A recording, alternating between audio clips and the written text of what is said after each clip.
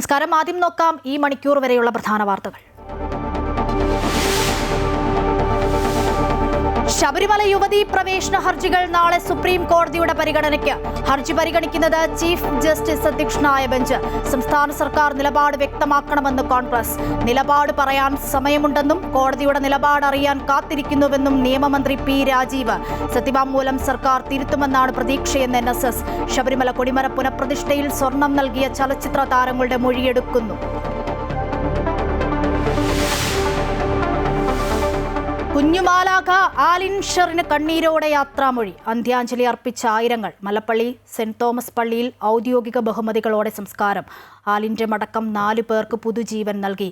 ഓർമ്മയായത് ഏറ്റവും പ്രായം കുറഞ്ഞ അവയവദാതാവ്.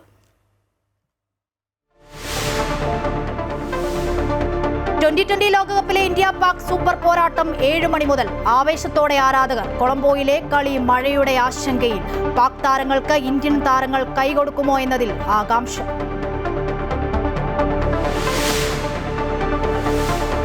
നിയമസഭാ തിരഞ്ഞെടുപ്പിനുള്ള സ്ഥാനാർത്ഥി പട്ടിക ഈ മാസം തന്നെ പ്രഖ്യാപിക്കാൻ കോൺഗ്രസ്. മുതിർന്ന നേതാക്കൾ കൊച്ചിയിൽ യോഗം ചേർന്നു. വിജയസാധ്യത മുഖ്യമെന്ന് നേതാക്കൾ. ഘടകകക്ഷികളുമായി ചർച്ചകൾ പൂർത്തിയായെന്ന് KC വേണുഗോപാൽ. പുതുയുഗ യാത്ര അവസാനിക്കും മുൻപ് ആദ്യഘട്ട സ്ഥാനാർത്ഥി പട്ടിക പ്രഖ്യാപിക്കുമെന്ന് അടൂർ പ്രകാശ്. നടൻ പ്രേംകുമാർ കോൺഗ്രസിലേക്കെന്ന സൂചന. KC വേണുഗോപാൽ വിളിച്ചിരുന്നുവെന്ന് പ്രേംകുമാർ. കോൺഗ്രസിലേക്ക് ഇപ്പോൾ പോകുമോ എന്ന് പറയാനാകില്ലെന്നും മറുപടി. മന്ത്രി സജി ചെറിയാനെതിരെയും പ്രേംകുമാറിന്റെ വിമർശനം. ചലച്ചിത്ര അക്കാദമി ചെയർമാൻ സ്ഥാനത്ത് നിന്ന് തന്നെ പുറത്താക്കിയത് സ്വാഭാവിക നടപടിയല്ലെന്നും അടിയന്തര സാഹചര്യം എന്തായിരുന്നുവെന്നും പ്രേംകുമാർ.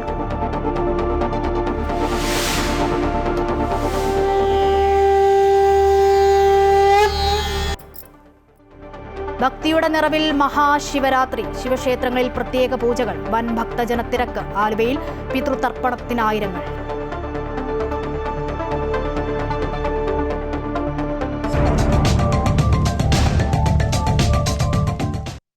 സംസ്ഥാനത്ത് വീണ്ടും ചർച്ചയാകുകയാണ് ശബരിമല യുവതീ പ്രവേശനം. നാളെ ഹർജികൾ സുപ്രീം കോടതി പരിഗണിക്കാനിരിക്കുമ്പോൾ സർക്കാർ നിലപാട് എന്താകുമെന്നതാണ് എല്ലാവരും ഉറ്റുനോക്കുന്നത്. സർക്കാർ നൽകിയ മുൻ സത്യവാങ്മൂലം പിൻവലിക്കണമെന്ന് പ്രതിപക്ഷം ആവശ്യപ്പെട്ടിട്ടുണ്ട്. സമാന നിലപാട് തന്നെയാണ് NSS മുന്നോട്ട് വെക്കുന്നത്. അതേസമയം നിലപാട് 1 മിനിറ്റ് കൊണ്ടെടുക്കാൻ കഴിയുന്നതല്ല എന്നാണ് നിയമമന്ത്രി പി രാജീവിന്റെ പ്രതികരണം. ഇടതുപക്ഷത്തെ പ്രത്യേകിച്ച് CPM-നെ വലിയ തരത്തിൽ പ്രതിരോധത്തിലാക്കിയതാണ് ശബരിമല യുവതീ പ്രവേശനം. യുവതീ പ്രവേശനത്തിന് അനുകൂല നിലപാട് സംസ്ഥാന സർക്കാർ എടുത്തതോടെ കഴിഞ്ഞ കാലങ്ങളിൽ തെരഞ്ഞെടുപ്പിൽ ഉൾപ്പെടെ വലിയ തിരിച്ചടിയാണ് ഇടതുപക്ഷം നേരിട്ടത്. വീണ്ടും വിഷയം സുപ്രീം കോടതി പരിഗണിക്കുമ്പോൾ എന്ത് നിലപാട് സർക്കാർ എടുക്കും എന്നുള്ളതാണ് എല്ലാവരും ശ്രദ്ധയോടെ നോക്കുന്നത്. ഹർജികളിൽ പ്രാഥമിക നടപടിക്രമങ്ങൾ മാത്രമാണ് നാളെ നടക്കുന്നതെങ്കിലും വിഷയം UDF ചർച്ചയാക്കിയിട്ടുണ്ട്. സത്യവാങ്മൂലം പിൻവലിക്കാൻ സർക്കാർ തയ്യാറാകുമോ എന്നാണ് അറിയാനുള്ളത്. സർക്കാർ തന്നെ ഇക്കാര്യം വ്യക്തമാക്കണമെന്ന് പ്രതിപക്ഷം ആവശ്യപ്പെടുന്നു. പക്ഷേ സുപ്രീം കോടതിയിൽ ഈ കേസ് വരുമ്പോൾ സർക്കാർ ഒരു അഫിഡവിറ്റ് കൊടുത്തിട്ടുണ്ട് നേരത്തെ. ആ അഫിഡവിറ്റ് മാറ്റി ഒരു അഫിഡവിറ്റ് കൊടുക്കാൻ ഗവൺമെൻറ് തയ്യാറുണ്ടോ എന്ന് മുഖ്യമന്ത്രി വ്യക്തമാക്കണം. ശബരിമല സ്ത്രീ പ്രവേശനത്തിൽ സർക്കാർ അഫിഡവിറ്റ് തിരുത്തിയിരിക്കണമെന്നുള്ളത് അച്ചട്ടാണ്. അതിനകത്ത് ഒരു പുനർചിന്തനത്തിന് ആവശ്യം പോലുമില്ല. കേരളം ഒറ്റക്കെട്ടായി ആവശ്യപ്പെടുന്നതാണത്. യുവതീ പ്രവേശന വിഷയത്തിൽ സർക്കാർ നൽകിയ സത്യവാങ്മൂലം തിരുത്തുമെന്നാണ് പ്രതീക്ഷയെന്ന് NSS general secretary G. Sukumaran Nair പറയുന്നു. സർക്കാർ എന്തു ചെയ്യും എന്നത് കാത്തിരിക്കുകയാണ് NSS. അതേസമയം ഇക്കാര്യത്തിൽ സർക്കാർ തിടുക്കപ്പെട്ട തീരുമാനം എടുക്കില്ല എന്നാണ് വ്യക്തമാക്കുന്നത്. സർക്കാർ നിലപാട് അറിയണോ എന്ന് പുതിയ ബെഞ്ചാണ് തീരുമാനിക്കുക എന്ന് നിയമമന്ത്രി പി രാജീവ് പറഞ്ഞു.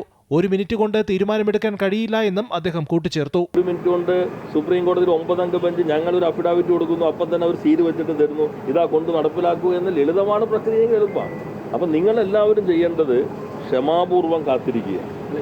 ഓരോന്നിനും വിവാദങ്ങൾ ഉണ്ടാക്കി സംഘർഷങ്ങളിലേക്ക് എത്തിച്ച് എന്തെങ്കിലും നേട്ടം കൊയ്യാൻ കഴിയുമോ എന്ന കഴുകൻ കണ്ണുകളുമായി കാത്തിരിക്കുന്ന ആളുകൾ നമ്മുടെ നാട്ടിലുണ്ടെന്ന് കരുതുക. എന്തായാലും തെരഞ്ഞെടുപ്പ് അടുത്തിരിക്കുന്ന സമയമായതിനാൽ സർക്കാർ എടുക്കുന്ന നിലപാട് നിർണായകമാണ്. വിഷയത്തിൽ മുഖ്യമന്ത്രി എടുക്കുന്ന നിലപാടായിരിക്കും പ്രധാനം. സത്യവാങ്മൂലം പിൻവലിച്ചാൽ സർക്കാർ ഇതുവരെ മുന്നോട്ട് വെച്ച പല നിലപാടുകളെയും തള്ളിപ്പറയേണ്ടി വരും. മറിച്ചായാൽ വിശ്വാസ സമൂഹം വീണ്ടും എതിരാകും. അമൃത ന്യൂസ്, കൊച്ചി.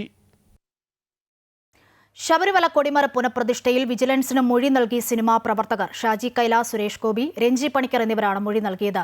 നാണയമായാണ് സ്വർണം നൽകിയത്. മൊഴി നൽകാൻ തയ്യാറാണെന്ന് മോഹൻലാലും സുരേഷ് ഗോപിയും വിജിലൻസിനെ അറിയിച്ചു.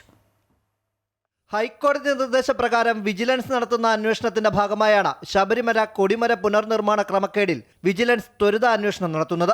ഇതിന്റെ ഭാഗമായാണ് സിനിമാ പ്രവർത്തകരായ നിർമ്മാതാവ് സുരേഷ് കുമാർ, സംവിധായകരായ രഞ്ജി പണിക്കർ, ഷാജി കൈലാസ് തുടങ്ങിയവർ വിജിലൻസിന് മൊഴി നൽകിയത്. സ്വർണം നാണയമായാണ് നൽകിയതെന്ന് മൊഴിയിൽ പറയുന്നു. ഇക്കാര്യത്തിൽ മൊഴി നൽകാൻ തയ്യാറാണെന്ന് നടന്മാരായ സുരേഷ് ഗോപിയും മോഹൻലാലും വിജിലൻസിനെ അറിയിച്ചിട്ടുണ്ട്. ദേവസ്വം ബോർഡ് നൽകിയ 27 പേരുടെ ലിസ്റ്റിൽ നിന്നാണ് വിജിലൻസ് മൊഴി രേഖപ്പെടുത്തുന്നത്. കൂടുതൽ പേർ സ്വർണം നൽകിയിട്ടുണ്ടോ എന്ന കാര്യത്തിലും വിജിലൻസ് പരിശോധന നടത്തും.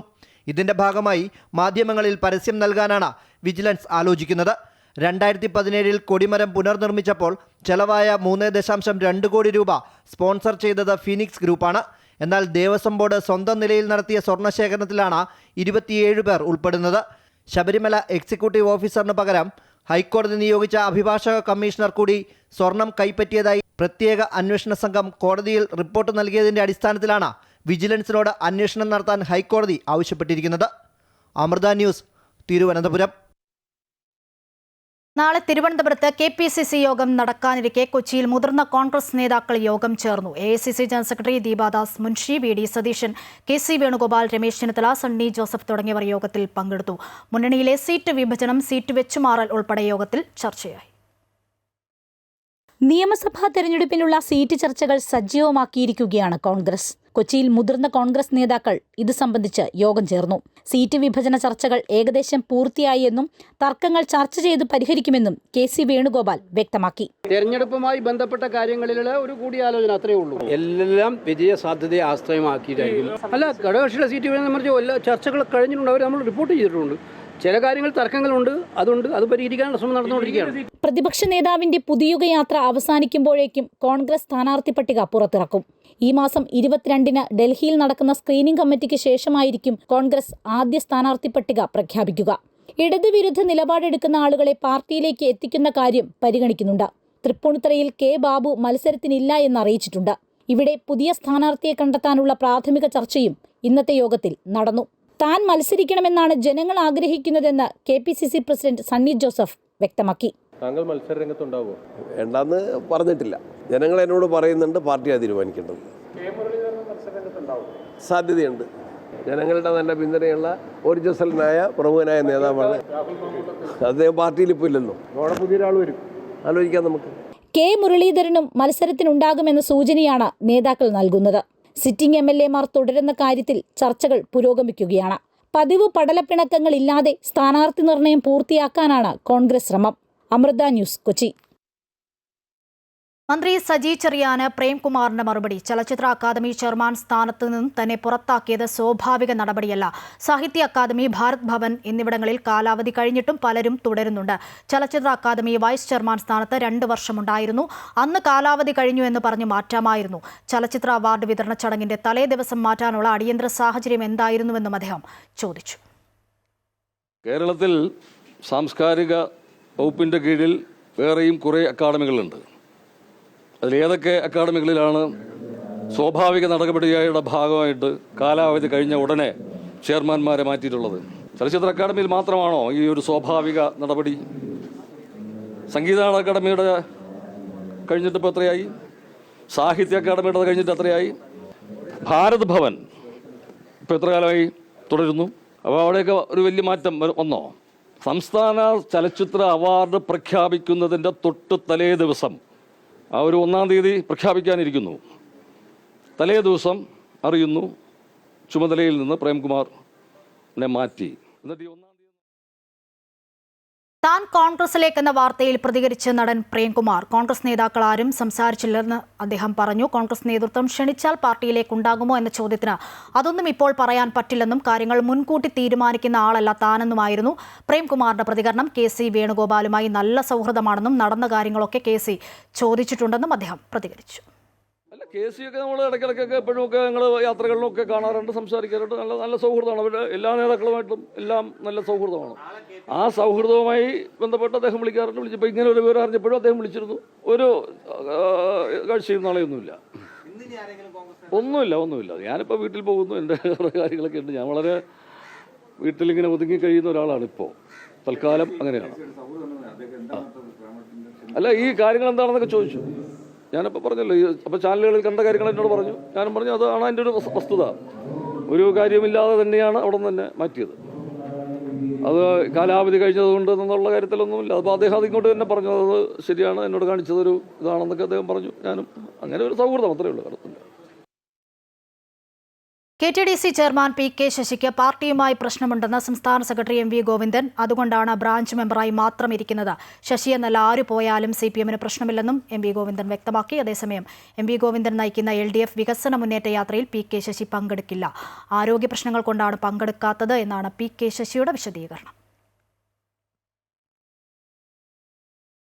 തിരുവനന്തപുരത്തെ മോളിൽ വെച്ച് SFI പ്രവർത്തകരുടെ മർദ്ദനമേറ്റ പോലീസുകാരനെതിരെ ജാമ്യമില്ലാ വകുപ്പ് ചുമത്തി കേസെടുത്ത സംഭവത്തിൽ പോലീസ് സേനയിൽ പ്രതിഷേധം രൂക്ഷം. മർദ്ദനമേറ്റ മിഥുനും സഹോദരിക്കുമെതിരെ ജാമ്യമില്ലാ വകുപ്പുകൾ പ്രകാരമാണ് കേസ്. അതേസമയം SFI പ്രവർത്തകർക്കെതിരെ നിസ്സാര വകുപ്പുകൾ ചുമത്തിയാണ് കേസെടുത്തിരിക്കുന്നത് എന്ന വിമർശനവും ഉയരുന്നുണ്ട്. ഏത് സാഹചര്യത്തിലാണ് ജാമ്യമില്ലാ വകുപ്പ് ചുമത്തിയതെന്ന കാര്യം അന്വേഷിക്കുമെന്ന് സിറ്റി പോലീസ് കമ്മീഷണർ വ്യക്തമാക്കി. തിരുവനന്തപുരത്ത് കുടുംബത്തോടൊപ്പം മാളിലെത്തിയ പോലീസുകാരനെയാണ് SFI പ്രവർത്തകർ മർദ്ദിച്ചത്. AR ക്യാമ്പിലെ പോലീസുകാരൻ മിഥുൻ റോയ്ക്കാണ് മർദ്ദനമേറ്റത്. SFIക്കാർ നൽകിയ കേസിൽ മർദ്ദനമേറ്റ പോലീസുകാരനെതിരെ ജാമ്യമില്ലാ വകുപ്പുകൾ പ്രകാരം കേസെടുക്കുകയും ചെയ്തു. സഹോദരിക്കെതിരെയും കേസെടുത്തിട്ടുണ്ട്. ഈ നടപടിയിൽ പോലീസ് സേനയിൽ പ്രതിഷേധം ശക്തമാണ്. എന്നാൽ മർദ്ദിച്ച SFI പ്രവർത്തകർക്കെതിരെയാകട്ടെ ജാമ്യം ലഭിക്കാവുന്ന നിസ്സാര വകുപ്പുകൾ ചുമത്തിയാണ് വഞ്ചിയൂർ പോലീസ് കേസ് രജിസ്റ്റർ ചെയ്തത്. ഇതുവരെ SFI പ്രവർത്തകരെ കസ്റ്റഡിയിലെടുത്തിട്ടില്ല. കൃത്യമായ ദൃശ്യങ്ങൾ ലഭ്യമായിട്ടും പ്രതികളായ SFI പ്രവർത്തകരെ പിടികൂടാൻ പോലീസ് മടിക്കുന്നത് രാഷ്ട്രീയ സമ്മർദ്ദം മൂലമാണെന്ന ആരോപണമാണ് ഉയരുന്നത്. ക്രിമിനലുകൾക്ക് സംരക്ഷണമൊരുക്കുന്ന മാഫിയ സംഘമായി ആഭ്യന്തര വകുപ്പും സർക്കാർ സംവിധാനങ്ങളും അധപ്പതിച്ചിരിക്കുകയാണെന്ന് പ്രതിപക്ഷ നേതാവ് VD സതീശൻ വിമർശിച്ചു. SFI പ്രവർത്തകരുടെയും പോലീസ് ഉദ്യോഗസ്ഥന്റെയും പരാതിയിൽ കേസെടുത്തിട്ടുണ്ടെന്നും ഏത് സാഹചര്യത്തിലാണ് ജാമ്യമില്ലാ വകുപ്പ് ചുമത്തിയതെന്ന് അന്വേഷിക്കുമെന്നും Thiruvananthapuram city police commissioner K. Karthik പറഞ്ഞു. അമൃത ന്യൂസ്, തിരുവനന്തപുരം. പൂരം കലക്കൽ വിവാദത്തിൽ തൃശൂരിൽ രാഷ്ട്രീയ പോര് മുറുകുന്നു. പൂരം കലക്കിയതിനു പിന്നിൽ മന്ത്രി K. രാജനും സുനിൽകുമാറുമാണെന്ന് BJP സംസ്ഥാന വൈസ് പ്രസിഡന്റ് B. ഗോപാലകൃഷ്ണൻ ആരോപിച്ചു. കമ്മീഷണറെയും ADGPയെയും ഇപ്പോൾ സർക്കാർ വെള്ളപൂശുകയാണെന്നും ഗോപാലകൃഷ്ണൻ പറഞ്ഞു. അതേസമയം അനാവശ്യ വിവാദമുണ്ടാക്കാൻ ആരെങ്കിലും ചൂണ്ടയിട്ടാൽ അതിൽ കൊത്താനില്ലെന്ന് മന്ത്രി K. രാജനും പ്രതികരിച്ചു. തിരുവമ്പാടി ദേവസ്വത്തെ പ്രതി ചേർത്തുകൊണ്ട് ഇങ്ങനെയൊരു റിപ്പോർട്ട് തയ്യാറാക്കിയിട്ടുണ്ടെങ്കിൽ അത് പുറത്തുവിടാനുള്ള ധാർമ്മിക ഉത്തരവാദിത്തം സർക്കാരിനും അന്വേഷണ കമ്മീഷനുമുണ്ട്. ഇതിനു മുൻപ് ADGPക്കെതിരെയായിരുന്നു സുനിൽകുമാറിന്റെ ആരോപണം. മന്ത്രി K. രാജനും VS സുനിൽകുമാറുമാണ് പൂരം അട്ടിമറിച്ചത്. ഇവരെ പ്രതി ചേർത്ത് കേസെടുക്കണം. തിരുവമ്പാടി ദേവസ്വത്തിനെതിരെയുള്ള അന്വേഷണ കമ്മീഷൻ റിപ്പോർട്ട് പിൻവലിക്കണമെന്നും അല്ലാത്തപക്ഷം BJP ശക്തമായ പ്രക്ഷോഭം സംഘടിപ്പിക്കുമെന്നും B. ഗോപാലകൃഷ്ണൻ പറഞ്ഞു. വാസ്തവത്തിൽ ആരാണ് പൂരം കലക്കിയത്?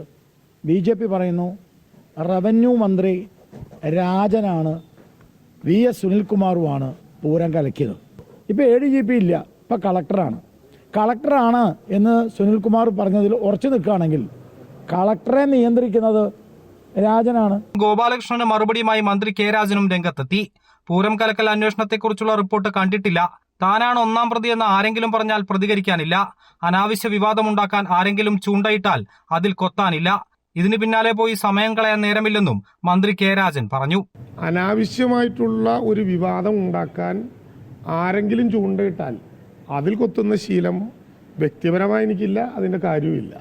അതിനൊന്നും അഭിപ്രായം കളഞ്ഞും അതിൻ്റെ പിന്നാലെ പോയി നേരം കളയാനുള്ള ഒഴിവ് ഇപ്പോൾ തൽക്കാലം ഇല്ല. പൂരവുമായി ബന്ധപ്പെട്ട തൃശൂരിൽ രാഷ്ട്രീയപരമായ ആരോപണ പ്രത്യാരോപണങ്ങൾ കനക്കുകയാണ്.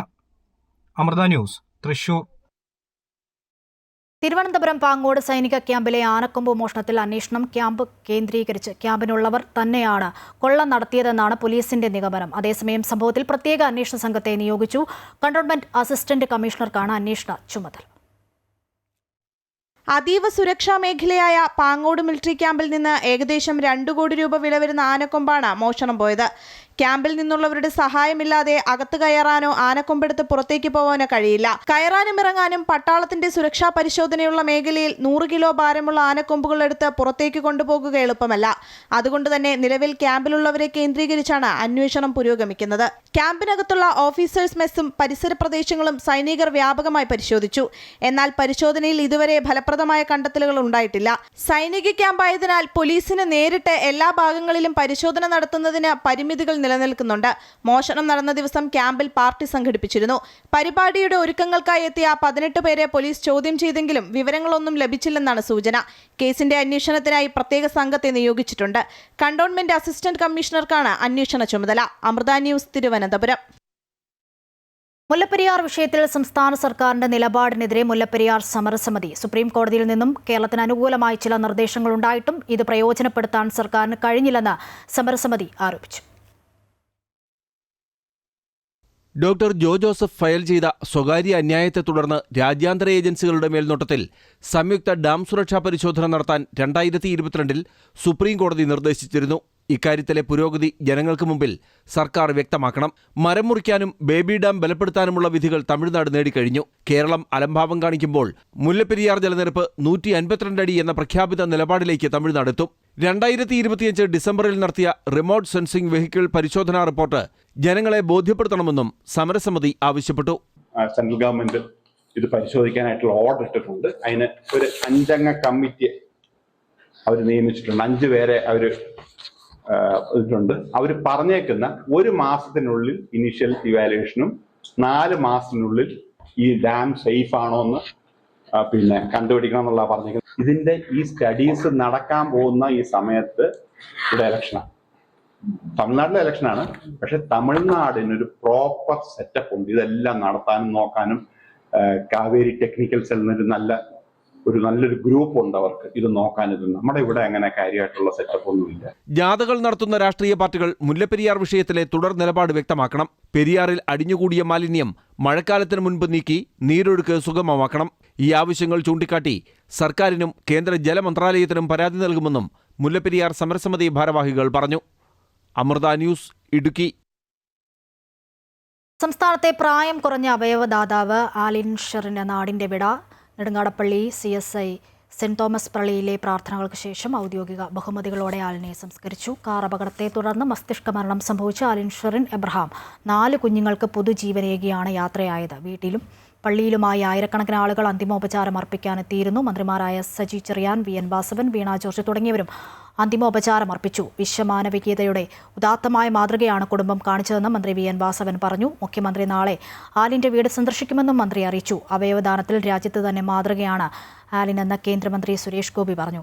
ആലിന്റെ അച്ഛനും അമ്മയ്ക്കും സല്യൂട്ടെന്ന് കമൽഹാസൻ MPയും പ്രതികരിച്ചു. ഫെബ്രുവരി 5-നാണ് കോട്ടയം പള്ളത്ത് വെച്ചുണ്ടായ അപകടത്തിൽ മല്ലപ്പള്ളി സ്വദേശികളായ അരുൺ എബ്രഹാമിന്റെയും ഷെറിന്റെയും 10 മാസം പ്രായമുള്ള കുഞ്ഞിന് ഗുരുതര പരിക്കേറ്റത്. കൊച്ചിയിലെ സ്വകാര്യ ആശുപത്രിയിൽ ചികിത്സയിൽ കഴിയുന്നതിനിടയിലാണ് കുഞ്ഞിന് മസ്തിഷ്ക മരണം സംഭവിച്ചത്. തുടർന്ന് കുട്ടിയുടെ വൃക്കകൾ, ഹൃദയം, കരൾ, നേത്രപടലങ്ങൾ എന്നിവ ദാനം ചെയ്യുകയായിരുന്നു.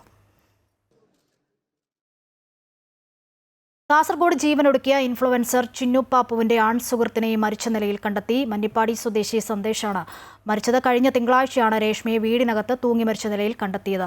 മരണവുമായി ബന്ധപ്പെട്ട് സന്ദേശിനെ പോലീസ് ചോദ്യം ചെയ്തിരുന്നു. ഇതിന് പിന്നാലെ സന്ദേശിനെതിരെ സോഷ്യൽ മീഡിയയിൽ വൻ വിമർശനങ്ങൾ ഉയർന്നിരുന്നു. ഇത് സന്ദേശിനെ മാനസിക വിഷമത്തിലാക്കിയതായി സുഹൃത്തുക്കൾ പറയുന്നു. സന്ദേശിന് രേഷ്മയുടെ മരണത്തിൽ പങ്കില്ലെന്ന് പോലീസ് അന്വേഷണത്തിൽ വ്യക്തമായിരുന്നുവെന്നും സുഹൃത്തുക്കൾ വ്യക്തമാക്കുന്നു. കൊല്ലം പരവൂരിൽ കടലിൽ കുളിക്കാൻ ഇറങ്ങി കാണാതായ വിദ്യാർത്ഥികളുടെ മൃതദേഹം കണ്ടെത്തി. അയത്തിൽ സ്വദേശികളായ കണ്ണൻ, ബിബിൻ എന്നിവരുടെ മൃതദേഹങ്ങളാണ് കണ്ടെത്തിയത്. പൊഴിക്കര ഭാഗത്തിന് സമീപത്തു നിന്നുമാണ് മൃതദേഹങ്ങൾ കണ്ടെത്തിയത്. നേവിയും ഫയർഫോഴ്സും മറൈൻ എൻഫോഴ്സ്മെന്റും സംയുക്തമായാണ് തിരച്ചിൽ നടത്തിയത്. കഴിഞ്ഞ ദിവസം ഉച്ചയോടെ പരവൂർ പൊഴിക്കര ദേവീക്ഷേത്രത്തിന് സമീപത്താണ് 5 വിദ്യാർത്ഥികൾ കടലിൽ കുളിക്കാൻ ഇറങ്ങിയത്.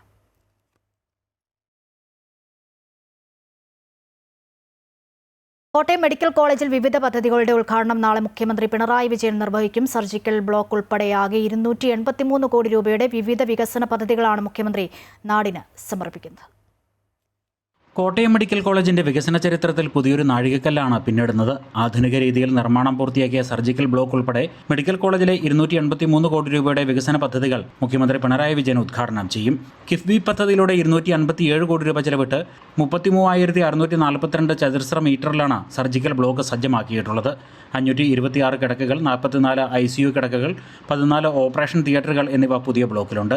256 slice CT scan, 3 tesla MRI, ആധുനിക ഡിജിറ്റൽ റേഡിയോഗ്രഫി മെഷീൻ, ഫ്ലൂറോസ്കോപ്പി എന്നീ ഉപകരണങ്ങളും സജ്ജമാക്കിയിട്ടുണ്ട്. 7.88 കോടി രൂപ ചെലവിട്ട് സ്ഥാപിച്ച കാത്ത് ലാബ്, 6 കോടി രൂപ ചെലവിടുന്ന പാരാമെഡിക്കൽ ഹോസ്റ്റലിന്റെ പൂർത്തിയാക്കിയ 1ാം ഘട്ടം, 4.28 കോടി രൂപ ചെലവിട്ട് ക്യാൻസർ ബ്ലോക്കിൽ സ്ഥാപിച്ച 32 സ്ലൈസ് CT സ്കാനിംഗ് സംവിധാനം, 1.25 കോടി ചെലവിട്ട് നവീകരിച്ച പ്രധാന കവാടം, 1.20 കോടി രൂപ ചെലവഴിച്ച് ഗൈനക്കോളജി വിഭാഗത്തിൽ ഒരുക്കിയ മാതൃ നവജാത ശിശുപരിചരണ യൂണിറ്റ് എന്നിവയാണ് മറ്റ് പ്രധാന പദ്ധതികൾ. ഇപ്പോൾ ഉദ്ഘാടനം ചെയ്യപ്പെടുന്ന കിഡ്നി പദ്ധതിയാണ് ഇപ്പോൾ സൂചിപ്പിക്കപ്പെട്ട 526 ബെഡും ICU 44, അതുപോലെ ഓപ്പറേഷൻ തിയേറ്റർ 14, പിന്നെ അത്യാധുനിക ഉപകരണം 256 സ്ലൈസ് CT സ്കാന്, അതുപോലെ 3 ടെസ്ല MRI, ആധുനിക digital radiography machine, fluoroscopy. Skin bank, crèche, lactation management centre, CSR fund ഉപയോഗിച്ച് ലഭ്യമാക്കിയ cardiac rehabilitation unit, cardiology and cardio thoracic ബ്ലോക്കിലെ ഉപകരണങ്ങൾ, എക്കോ മെഷീൻ, സിയാം മെഷീൻ, വെന്റിലേറ്ററുകൾ എന്നിവയുടെ ഉദ്ഘാടനവും, ABC ബ്ലോക്കിൽ 74 ലക്ഷം രൂപ ചെലവിട്ട് നിർമ്മിക്കുന്ന പുതിയ ടോയ്ലറ്റ് ബ്ലോക്കിന്റെ ശിലാസ്ഥാപനവും ഇതോടനുബന്ധിച്ച് നടക്കും. ഉച്ചകഴിഞ്ഞ് 3 മെഡിക്കൽ കോളേജ് അങ്കണത്തിൽ നടക്കുന്ന ചടങ്ങിൽ ആരോഗ്യ, വനിതാ, ശിശുവികസന വകുപ്പ് മന്ത്രി വീണ ജോർജ് അധ്യക്ഷത വഹിക്കും. അമൃത ന്യൂസ്, കോട്ടയം.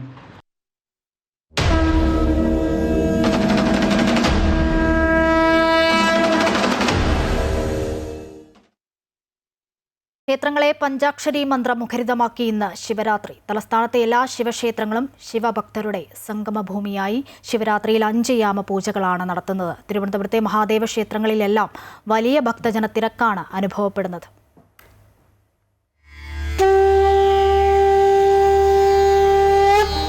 ആത്മസമർപ്പണവും ഭക്തിയും ഒന്നുചേരുന്ന ദിനമാണ് ശിവരാത്രി. കുംഭമാസത്തിലെ ശ്രീകൃഷ്ണപക്ഷ നാളിലാണ് ശിവരാത്രി ആഘോഷിക്കുന്നത്.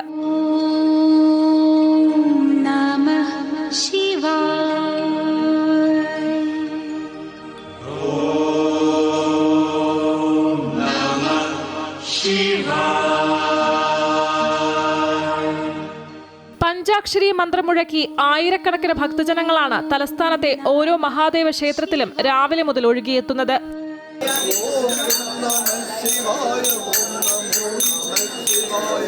കാളകൂട വിഷം കുടിച്ച ശിവഭഗവാന് ആപത്തൊന്നും ഉണ്ടാകാതിരിക്കാൻ പാർവതീദേവി ഉറക്കമിളച്ച് പ്രാർത്ഥിച്ചതിനാലാണ് ശിവരാത്രി ദിനത്തിൽ ഉറങ്ങാതെ പ്രാർത്ഥനാനിരതരായി ഭക്തർ ശിവക്ഷേത്രത്തിലേക്ക് എത്തുന്നത്. ദേവാദിദേവന്മാരുടെ ദേവനായ ശ്രീ മഹാദേവന്റെ ശിവരാത്രി 2026 25-നെക്കാട്ടിലും ആൾക്കാർ ഇങ്ങനെ കൂടിക്കൊണ്ടിരിക്കുകയാണ്.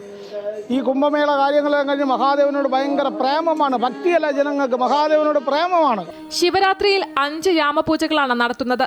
ഈ പൂജകളിൽ പങ്കെടുക്കുന്നത് 1000 പ്രദോഷവ്രതത്തിന് തുല്യമാണെന്നാണ് വിശ്വാസം.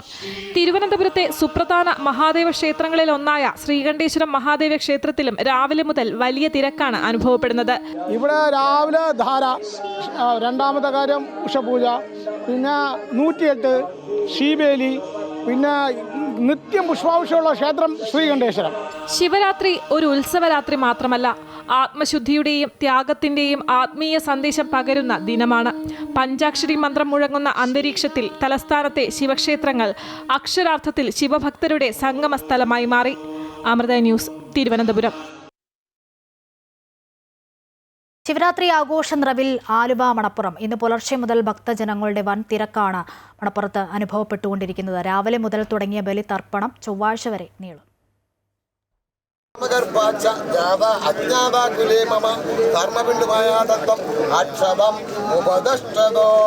പിതൃമോക്ഷ പുണ്യം തേടി വ്രതാനുഷ്ഠാനങ്ങളോടെ ലക്ഷക്കണക്കിന് ആളുകളാണ് ആലുവ മണപ്പുറത്തേക്ക് എത്തുന്നത്.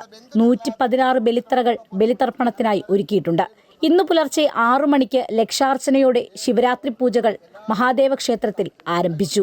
രാത്രി 12-ന് ശിവരാത്രി വിളക്ക്, എഴുന്നള്ളിപ്പ് എന്നിവ നടക്കും. കുംഭത്തിലെ അമാവാസിയായ ചൊവ്വാഴ്ച വരെ ബലിതർപ്പണം തുടരും. മേൽശാന്തി മുല്ലപ്പള്ളി ശങ്കരൻ നമ്പൂതിരിയാണ് ചടങ്ങുകൾക്ക് കാർമ്മികത്വം വഹിക്കുന്നത്. ആലുവ നഗരസഭയും ജില്ലാ ഭരണകൂടവും വിപുലമായ സൗകര്യങ്ങളാണ് ശിവരാത്രി ആഘോഷങ്ങളുടെ ഭാഗമായി ഒരുക്കിയിരിക്കുന്നത്. 17-ാം തീയതി വാവാണ്, അന്ന് വരെ ഉണ്ട്. ഈ തറകൾ അന്ന് വരെയുള്ള രീതിയിലാണ്. അതെ അതെ അതെ, പ്രത്യേക പൂജകൾ ഏർപ്പാട് ചെയ്തിട്ടുണ്ട്. കേരളത്തിന് പുറത്തുനിന്നും നിരവധി ആളുകൾ ബലിതർപ്പണത്തിനും ക്ഷേത്ര ദർശനത്തിനുമായി ഇവിടേക്ക് എത്തുന്നുണ്ട്. ഭയങ്കര തിരക്കെന്ന് പറഞ്ഞാൽ ഇവിടെ നിൽക്കാൻ പറ്റില്ല ആർക്കും. തമിഴ്നാട്ടിൽ നിന്ന് വരെ ആളുകൾ വരുന്നുണ്ട്. എല്ലാ വർഷവും വരാറുണ്ട്. അതാ ഇന്ന് ഞായറാഴ്ച ആയാലും കൂടുതൽ ആൾക്കാരുണ്ടാവും. ശിവരാത്രിയോടനുബന്ധിച്ച് ഞായറാഴ്ചയും കൂടി ആയതുകൊണ്ട് വളരെയധികം തിരക്ക് മണപ്പുറത്ത് അനുഭവപ്പെടുന്നുണ്ട്. ആലുവ നഗരത്തിൽ 1600 പോലീസുകാരെയാണ് സുരക്ഷയ്ക്കായി നിയോഗിച്ചിട്ടുള്ളത്. മെട്രോ, KSRTC എന്നിവ പ്രത്യേക സർവീസ് നടത്തുന്നു. ആലുവ അദ്വൈതാശ്രമത്തിലും ശിവരാത്രി ആഘോഷങ്ങൾ പുരോഗമിക്കുകയാണ്. അമൃത ന്യൂസ്, കൊച്ചി. മറ്റ് വാർത്തകൾ നോക്കാം. ബംഗ്ലാദേശിൽ താരിഖ് റഹ്മാന്റെ നേതൃത്വത്തിൽ പുതിയ സർക്കാർ ചൊവ്വാഴ്ച സത്യപ്രതിജ്ഞ ചെയ്യും. തകർന്നുപോയ സമ്പദ് വ്യവസ്ഥയെ പുനരുജ്ജീവിപ്പിക്കുകയാണ് പുതിയ സർക്കാരിന്റെ പ്രധാന വെല്ലുവിളി. സത്യപ്രതിജ്ഞയ്ക്ക് മുന്നോടിയായി ജമാഅത്തെ ഇസ്ലാമി അടക്കമുള്ള പ്രതിപക്ഷ പാർട്ടി നേതാക്കളുമായി താരിഖ് റഹ്മാൻ ഇന്ന് കൂടിക്കാഴ്ച നടത്തും. ചടങ്ങിലേക്ക് ഇന്ത്യ പാക് പ്രധാനമന്ത്രിമാരെ ക്ഷണിച്ചതായി ബംഗ്ലാദേശ് നാഷണൽ പാർട്ടി അറിയിച്ചു. യിലെ ഔദ്യോഗിക വസതിയായ ബംഗാ ഭവനിലാണ് സത്യപ്രതിജ്ഞാ ചടങ്ങുകൾ നടക്കുക. ചടങ്ങിലേക്ക് പ്രധാനമന്ത്രി നരേന്ദ്രമോദിക്ക് ക്ഷണമുണ്ടെങ്കിലും ഫ്രഞ്ച് പ്രസിഡന്റ് ചൊവ്വാഴ്ച ഇന്ത്യയിലെത്തുന്നതിനാൽ മോദി ചടങ്ങിൽ പങ്കെടുക്കില്ല. ഇന്ത്യയെ പ്രതിനിധീകരിച്ച് വിദേശകാര്യമന്ത്രി S. ജയശങ്കറാണ് പങ്കെടുക്കുക. ചൈനീസ് പ്രസിഡന്റ് അടക്കം 15 രാജ്യങ്ങളിൽ നിന്നുള്ള നേതാക്കളെ ചടങ്ങിലേക്ക് ക്ഷണിച്ചിട്ടുണ്ട്. 350 അംഗ പാർലമെന്റിലെ 299 സീറ്റിലേക്ക് വ്യാഴാഴ്ച നടന്ന വോട്ടെടുപ്പിൽ 209 സീറ്റുകളും സ്വന്തമാക്കിയാണ് താരിഖ് റഹ്മാൻ നയിക്കുന്ന ബംഗ്ലാദേശ് നാഷണൽ പാർട്ടി ഭരണം പിടിച്ചെടുത്തത്. പ്രവചനങ്ങളെല്ലാം മറികടന്ന വമ്പൻ വിജയമാണ് 1.5 പതിറ്റാണ്ടിന് ശേഷം ബംഗ്ലാദേശ് നാഷണൽ പാർട്ടി സ്വന്തമാക്കിയത്. 10 സഖ്യകക്ഷികളുടെ പിന്തുണയുള്ള BNPയും 11 പാർട്ടികളുടെ കൂട്ടായ്മയായ ജമാഅത്തെ ഇസ്ലാമി മുന്നണിയും തമ്മിലായിരുന്നു മത്സരം. BNP 200-ലധികം സീറ്റുകൾ നേടിയപ്പോൾ എതിരാളികളായ ജമാഅത്തെ ഇസ്ലാമി സഖ്യത്തിന് 100 സീറ്റ് പോലും തികയ്ക്കാനായില്ല.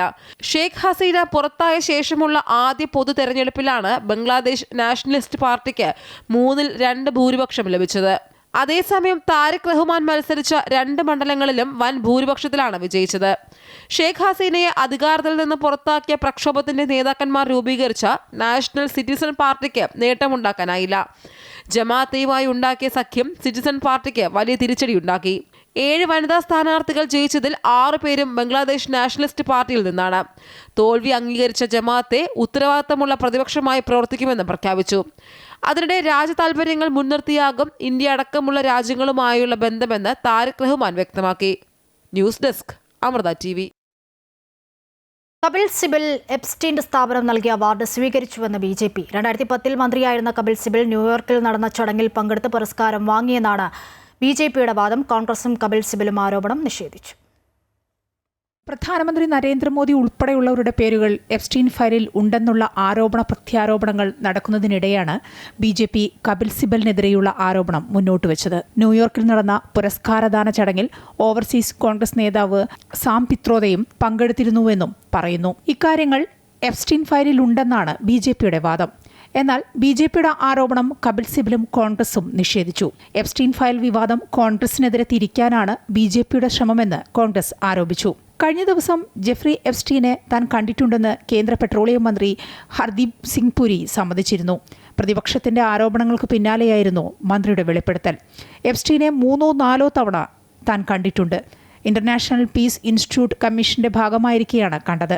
അതേസമയം ലോക്സഭയിൽ പ്രതിപക്ഷ നേതാവ് രാഹുൽ ഗാന്ധി തനിക്കെതിരെ ഉന്നയിച്ച ആരോപണങ്ങൾ അടിസ്ഥാനരഹിതമാണെന്നും മന്ത്രി പറഞ്ഞു.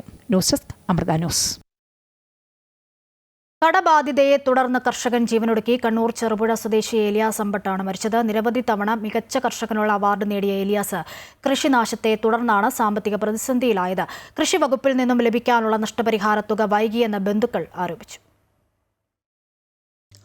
മുഖ്യമന്ത്രി പിണറായി വിജയനിൽ നിന്ന് മികച്ച കർഷകനുള്ള അവാർഡ് ഏറ്റുവാങ്ങിയ ഇടവരമ്പ് സ്വദേശി ഏലിയാസ് അമ്പാട്ടാണ് കൃഷി വരുത്തിവെച്ച കടബാധിതയിൽ ജീവനൊടുക്കിയത്. കീടനാശിനിയുള്ളിൽ ചെന്ന് ചികിത്സയിലിരിക്കെ ഇന്ന് പുലർച്ചെയാണ് മരണം. 40 വർഷത്തിലധികമായി 12 ഏക്കറോളം ഭൂമിയിൽ ഏലിയാസിന് കൃഷിയുണ്ട്. ഭൂരിഭാഗവും പാട്ടത്തിനെടുത്ത സ്ഥലത്താണ് കൃഷി. തുടർച്ചയായി നഷ്ടം വന്നതോടെ 40 ലക്ഷത്തോളം രൂപയുടെ കടബാധ്യത ഉണ്ടായതായി ബന്ധുക്കൾ പറഞ്ഞു. ഒരു 10-40 ലക്ഷം രൂപകളും ഓൾറെഡി കടമുണ്ട്. ബാങ്കിലായിട്ടും വ്യക്തികളുമായിട്ടും അതുപോലെ തന്നെ സംഘങ്ങളിലൊക്കെ ആയിട്ട്. അത് ഈ കൃഷിക്ക് വേണ്ടി എടുക്കുകയൊക്കെ ചെയ്തുകൊണ്ടിരുന്ന കടങ്ങളാണ്. ഇപ്പോൾ ഒരു 39 വർഷമായി കൃഷിയിൽ വന്നിട്ട്. അതിനിപ്പം ഈ വാഴക്കൃഷിയൊക്കെ ഉണ്ടായിരുന്നു, അതുപോലെ പച്ചക്കറി ഉണ്ടായിരുന്നു, എല്ലാം ഉണ്ടായിരുന്നു. കൃഷിനാശത്തെ തുടർന്ന് ആനുകൂല്യങ്ങൾ തേടി ഓഫീസുകൾ കയറിയിറങ്ങിയിട്ടും സമയബന്ധിതമായി തുക ലഭിച്ചില്ലെന്ന് ബന്ധുക്കൾ ആരോപിച്ചു. വിഷം കഴിച്ച് ചികിത്സയിലിരിക്കെ അധികൃതർ വേഗത്തിൽ ഇടപെട്ട് തുക അനുവദിക്കുകയായിരുന്നു. സർക്കാരിനുള്ള കർഷകർക്ക് വേണ്ടിയിട്ട് എന്തെങ്കിലും ചെയ്യാതിരിക്കാൻ പറ്റില്ല. ഇപ്പൊ കർഷകർ കാണുന്നില്ലേ, എന്ത് കൃഷി നടത്തിയാലും ഇപ്പൊ പന്നി ശല്യം. എത്ര സ്ഥലത്താണ് ഇപ്പോൾ വാഴ കളഞ്ഞേക്കുന്നത്, എന്തരം തരത്തിൽ കളഞ്ഞിട്ടുണ്ട്. സർക്കാർ ഏതെങ്കിലും തരത്തിലുള്ള തീരുമാനം എടുക്കണം. പിന്നെ ഈ ജനങ്ങൾക്ക് ജീവിക്കണമെങ്കിൽ അങ്ങനെയുള്ള കാര്യങ്ങളൊക്കെ ചെയ്യണം. മലയോരത്തെ കൃഷിനാശത്തിന് ശാശ്വത പരിഹാരം കാണണമെന്നും ഏലിയാസിന്റെ കടങ്ങൾ എഴുതിത്തള്ളാൻ സർക്കാർ നടപടി സ്വീകരിക്കണമെന്ന ആവശ്യവും ശക്തമാണ്. നാളെയാണ് സംസ്കാര ചടങ്ങുകൾ. അമൃത ന്യൂസ്, കണ്ണൂർ. സനാതനധർമ്മം ഒരിക്കലും നശിക്കാത്തതാണെന്നും അതിനെ ആരും സംരക്ഷിക്കേണ്ടതില്ലെന്നും ബ്രഹ്മചാരി മോക്ഷാമൃത ചൈതന്യ ഡൽഹിയിൽ നടന്ന ഹിന്ദു സമ്മേളനത്തിൽ സംസാരിക്കുകയായിരുന്നു അദ്ദേഹം. ആചാരങ്ങൾക്കപ്പുറം തത്വങ്ങൾ മനസ്സിലാക്കി ജീവിതത്തിൽ മാറ്റം കൊണ്ടുവരാനാണ് ശ്രമിക്കേണ്ടതെന്നും അദ്ദേഹം ഓർമ്മിപ്പിച്ചു. സനാതനധർമ്മത്തിന്റെ അന്തസ്സത്തെയും ഇന്നത്തെ സമൂഹത്തിൽ അത് പ്രായോഗികമാക്കേണ്ട രീതിയും ചർച്ച ചെയ്ത വേദിയായിരുന്നു ഡൽഹിയിലെ ഹിന്ദു സമ്മേളനം. സദ്ഗുരു ശ്രീ മാതാ അമൃതാനന്ദമയി ദേവിയെപ്പോലെയുള്ള ആത്മീയ ഗുരുക്കന്മാരുടെ പ്രസക്തിയെക്കുറിച്ച് ബ്രഹ്മചാരി മോക്ഷാമൃത ചൈതന്യ പ്രത്യേകം പരാമർശിച്ചു. വസുദൈവ കുടുംബകം എന്ന സനാതനധർമ്മത്തിന്റെ മൂലമന്ത്രം വാക്കുകളിലല്ല, അമ്മയെപ്പോലെയുള്ള മഹാത്മാക്കളുടെ സാന്നിധ്യത്തിൽ നേരിട്ട് അനുഭവിക്കാവുന്ന ഒന്നാണെന്നും അദ്ദേഹം പറഞ്ഞു. ജാതിക്കും മതത്തിനും ദേശത്തിനും അതീതമായി എല്ലാവരെയും ഒന്നിപ്പിക്കാൻ മാതൃത്വത്തിന്റെ കരുത്തിനെ സാധിക്കുമെന്ന് ബ്രഹ്മചാരി മോക്ഷാമൃത ചൈതന്യ ഓർമ്മിപ്പിച്ചു. मैं उनसे प्रभावित इसीलिए हुआ क्योंकि सनातन धर्म के मूल में जिस वसुधैव कुटुंबकम की हम बात करते हैं वो मैंने अम्मा के जीवन में प्रत्यक्ष देखी.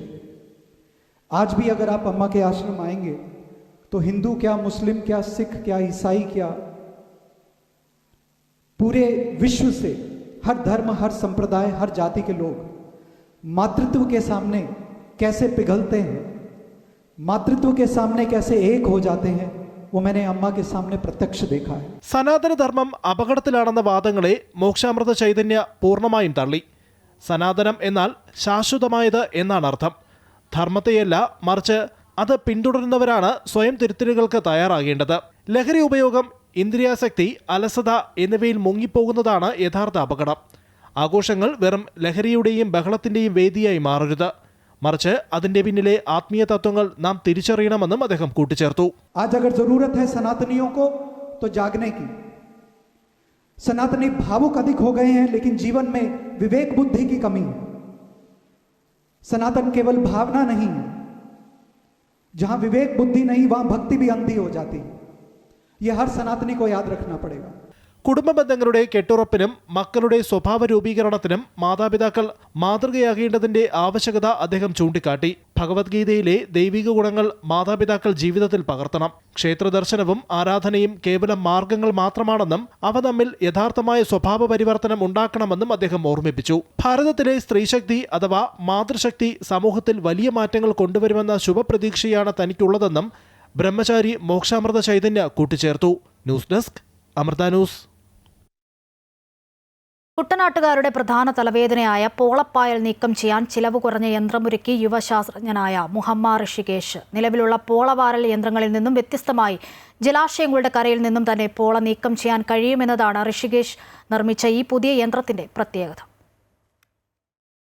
ആലപ്പുഴയിലെ യുവശാസ്ത്രജ്ഞനായ മുഹമ്മ ഋഷികേശാണ് പോളപ്പായൽ വാരുന്നതിനായി വളരെ ചിലവ് കുറഞ്ഞ യന്ത്ര സംവിധാനം നിർമ്മിച്ചത്. തൊഴിലുറപ്പ് സ്ത്രീകൾക്ക് കരയിൽ നിന്നുകൊണ്ട് തന്നെ പായൽ വാരാൻ കഴിയുന്ന രീതിയിൽ ഒരു സ്ഥലത്തേക്ക് പായലിനെ കേന്ദ്രീകരിക്കാൻ കഴിയുമെന്നതാണ് ഋഷികേശ് കണ്ടെത്തിയ യന്ത്രത്തിന്റെ പ്രത്യേകത.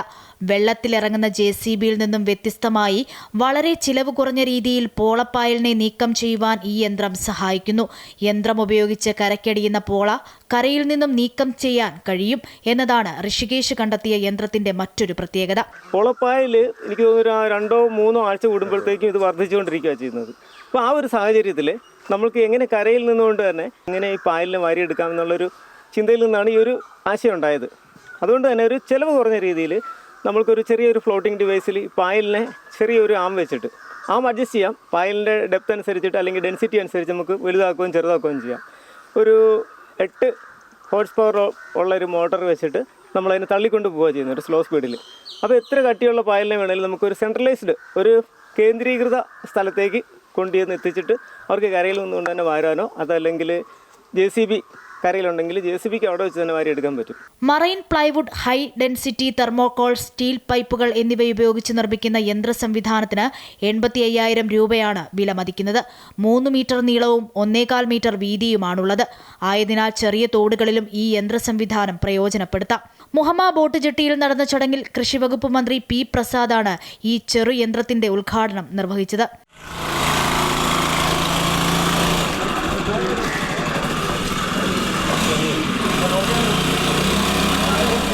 നെഹ്റു ട്രോഫി വള്ളംകളിയിൽ തർക്കവും അടിയുമുണ്ടാക്കിയിരുന്ന സ്റ്റാർട്ടിങ്ങിന് തർക്കമില്ലാത്ത പരിഹാരം തയ്യാറാക്കിയതും ഋഷികേശാണ്. കായലിന്റെ ഒഴുക്കിലും മത്സരത്തിന്റെ വീറിലും മുന്നോട്ടായുന്ന കളിവള്ളങ്ങളെല്ലാം ഒരേപോലെ നിർത്തുന്ന നിമിഷം തന്നെ സ്റ്റാർട്ട് ചെയ്യാവുന്ന സംവിധാനത്തിന്റെ ഉപജ്ഞാതാവാണ് ഋഷികേശ്.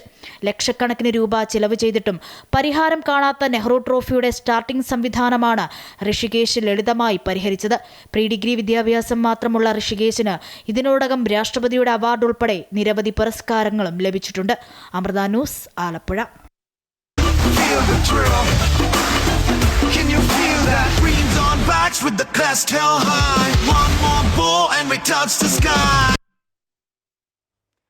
കായിക വാർത്തകൾ നോക്കാം. T20 ലോകകപ്പിൽ അല്പസമയത്തിനകം ഇന്ത്യ പാക് പോരാട്ടം. കൊളംബോയിലെ ആർ പ്രേമദാസ സ്റ്റേഡിയത്തിൽ 7 മണിക്കാണ് മത്സരം. ജയിക്കുന്ന ടീമിന് സൂപ്പർ 8 റൗണ്ട് ഏറെക്കുറെ ഉറപ്പിക്കാം. സ്പിന്നിനെ തുടയ്ക്കുന്ന പിച്ചാണ് പ്രേമദാസ സ്റ്റേഡിയത്തിലേത്.